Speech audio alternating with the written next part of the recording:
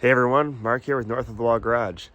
We got some snow overnight, maybe 4 or 5 inches, maybe a little less, not quite sure.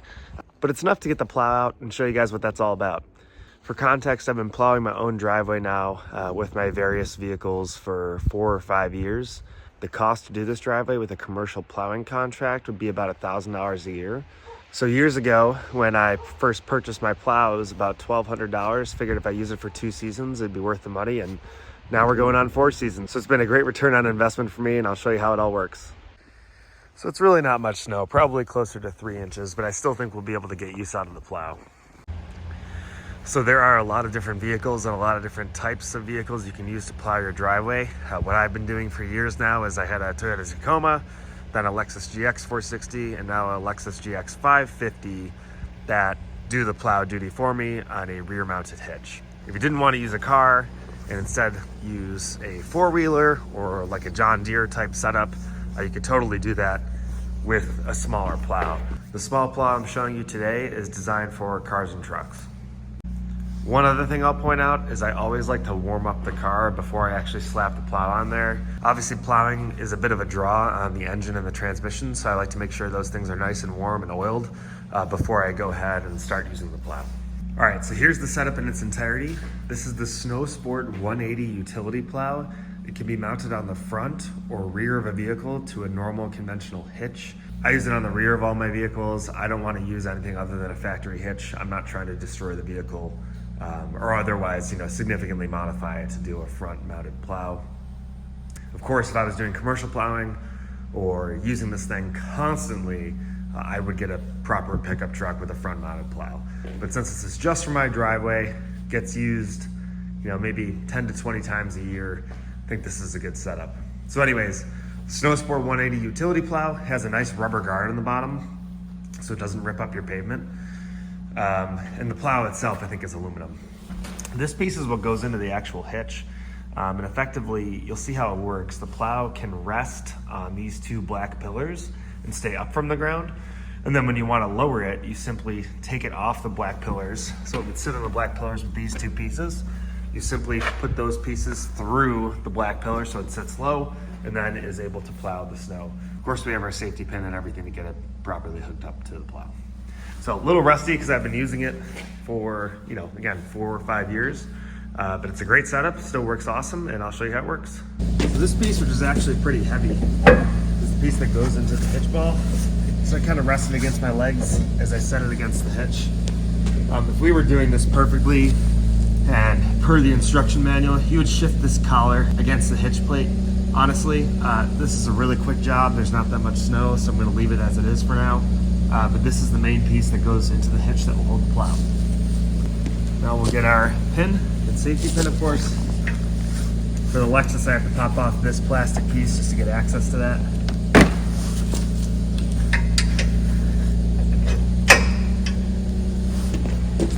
Now, just putting the plow on. So this is the plow up off the ground in a resting position.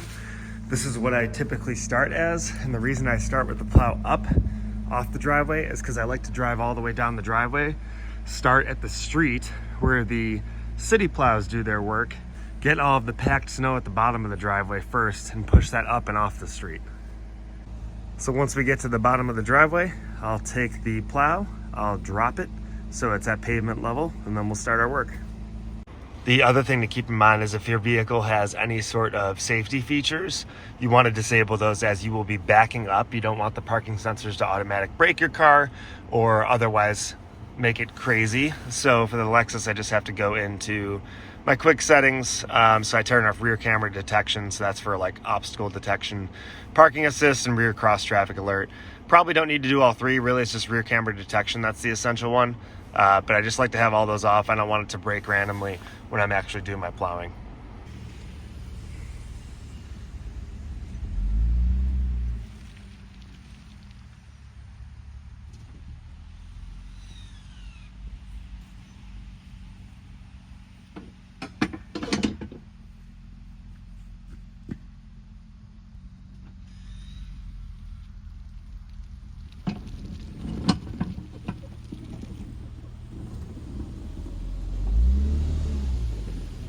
So it's nice having the rear camera because obviously I can see my plow path and the amount of snow that my plow is accumulating.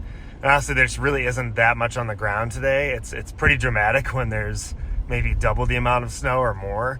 It stacks up really quickly and I have to kind of push it off to the grass before I go all the way to the top of the driveway. But right now there just isn't enough to merit a full send off like that. So we're just getting it done straight back. So here's my plow path so far. So you can see it's getting just about down to pavement level. So pretty good results so far.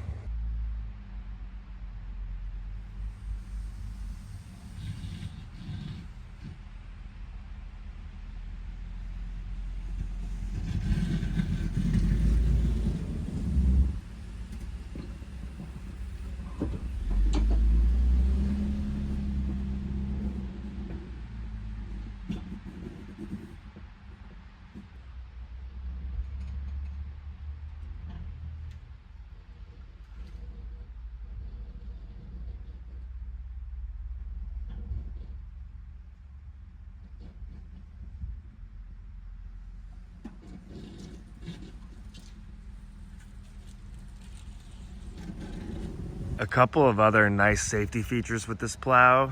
There's a couple things. So for one, when you put the car in drive and now you're moving forward, you're not plowing anymore, the plow actually releases and effectively goes on a slight angle. So it drags on the ground, but it doesn't bite in. So you can drive back and forth with it with the plow lowered. So that's a nice feature, just more so from like an ease of use perspective. I don't have to pick it up every time I'm putting the vehicle back in drive to reset my plow. The other safety feature with this plow that I've only run into once, it was like a once in 50-year snowstorm we had. I think it was between 4 and 5 feet on the driveway, but I think the total storm count was like 7 feet. It was really a wild storm. Effectively, I was trying to plow about 4 feet with this thing, which this is a smaller plow, so that's a big ask for a small plow. And once you build up a pile large enough, this is a very minuscule pile, honestly.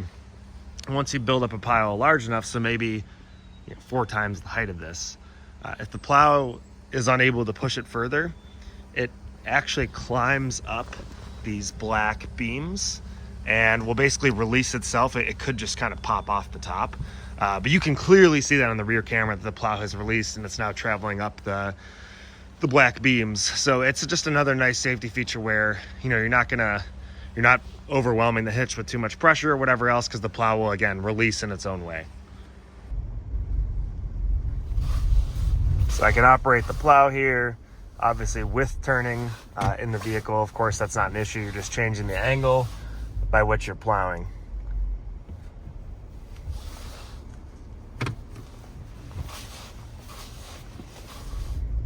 I get pretty close to the garage, but obviously there's certain areas where I just have to finish with a shovel.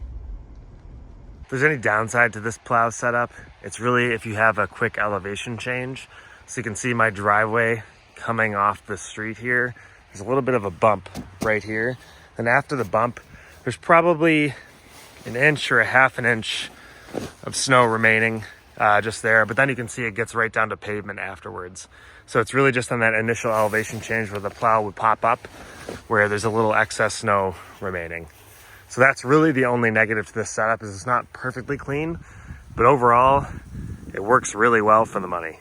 So here are the results. Pretty good for the amount of time invested. A snowblower would probably be better ultimately, but it would also take me probably 4 or 5 times as long. And then hand shoveling would take me probably 10 times as long. This driveway is fairly long, so for me to do the plow doesn't take long at all. I have the vehicle for it. It's been a great system. Again, I invested about $1,200 in it originally. So every year I'm saving $1,000 because that's the cost of plowing this driveway with a commercial contract. A lot of ways to slice the pie, of course, but for me, this is a great setup, the Snowsport 180 utility plow. So I'm not sponsored by them or anything. I've just been using this plow for years. I think it's a great plow. Like I said, I am gonna have to finish some areas with a shovel that are close to the buildings. Of course, my stairs up, things like that. But overall, love this setup. I think it's really worth considering if you live in a snowy area. And so with that, we are done here with the plow video. You can You can run this plow on a variety of cars and trucks. There's a pretty good guide on the Snowsport website, I believe. If you found this interesting and informative, please give it a thumbs up, and appreciate all the subscriptions and likes and just comments in general. Have any questions, I try to get back to everyone in the comments, even just liking a comment if I agree with it. So appreciate all the engagement. Love doing this stuff. So thanks again for watching, and see you on the next video.